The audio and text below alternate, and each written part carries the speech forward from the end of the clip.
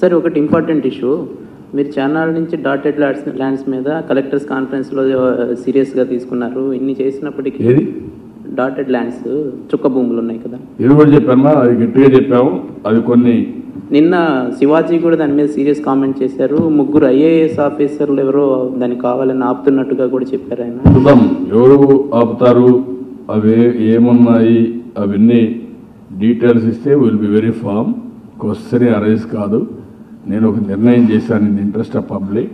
నా నిర్ణయం ఏంటంటే డాటెడ్ ల్యాండ్ అనే పేరుతో రైతులను హెరాస్ చేయడం కరెక్ట్ కాదు. వాళ్ళ అనుభవంలో ఉంటే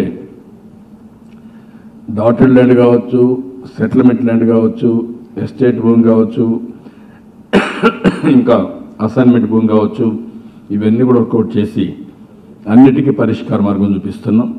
అల్టిమేట్గా land hub both are we want to simplify totally, except కోర్టులో డిస్ప్యూట్ ఉండేటి తప్ప ఇక్కడవన్నీ కూడా రైట్ఫుల్గా వీళ్ళకి రావాల్సినవన్నీ కంప్లీట్ చేసేస్తాం. నేను have given clear instructions. CS కూడా చెప్పాను ఈరోజు కూడా. We are monitoring at the earliest will sort out. అది ఒకటే ప్రాబ్లం.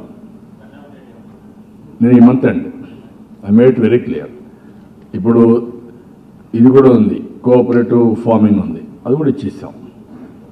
ఆల్మోస్ట్ ఆల్ అయిపోయినాయి. నెల్లూరులో కూడా అన్ని పట్టాలు రెడీ అయిపోయినాయి. వీఆర్ గివింగ్ దట్ క్వశ్చన్ లేదు. అప్డేట్ అంటే దేనికి sir? Dotted lands issues, dotted land, settlement land ఎన్ని వీలైతే అన్ని కూడా కంప్లీట్ చేయాలి. Last date month end is a cut off date. Specific ప్రొసీజర్లో మీరు ఇచ్చిన ఆల్రెడీ ఇచ్చిన స్పెసిఫిక్ ప్రొసీజర్లో. Okay, thank you.